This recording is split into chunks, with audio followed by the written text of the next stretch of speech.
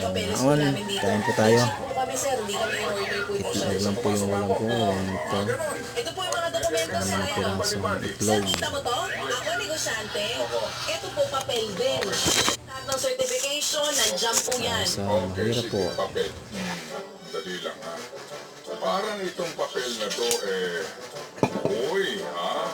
Nakikita ko sa papel na ito. Ha?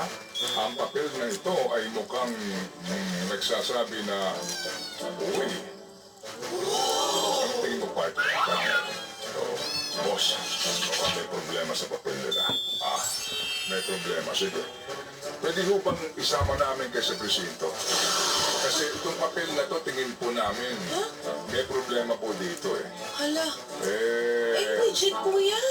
Hindi. Sumama. Doon na ho kayo sa presinto Ay, magpaliwanag. lang, So, sir. okay lang po ba sa inyo? Hindi po po pwede. Ayaw nyo maistorbo kayo?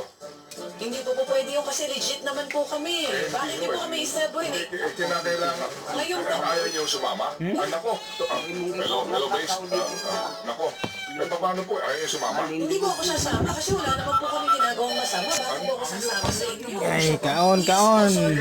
Kahit po pulis kayo, kita ko tsapa nyo, kita ko rin ang tiyan ninyo, at kung may dala kayong ganyan, kung legit po kami, may mga dokumento kami, hindi po ako sasama sa inyo. Ganon. Hindi po. Sige. Tatuhagin ko lang mga tropa ko dito, ha? Sige po. Okay lang kayo? Wala po akong problema. Hindi po ako natatakot sa inyo. Ang galing naman ito. Dahil Sige. ako po ay legit, ang legit, Sige. hindi dapat natatakot sa mga pulis. Kukunin namin yung padlock. Ipapadlock namin Hindi niyo itong po po pwedeng gawin yan, sir. Dahil kami po ay legit dito, hindi po kami mga hoarder at smuggler dito. As hindi ka susunod sa amin. Hindi po. Papel na sa sako.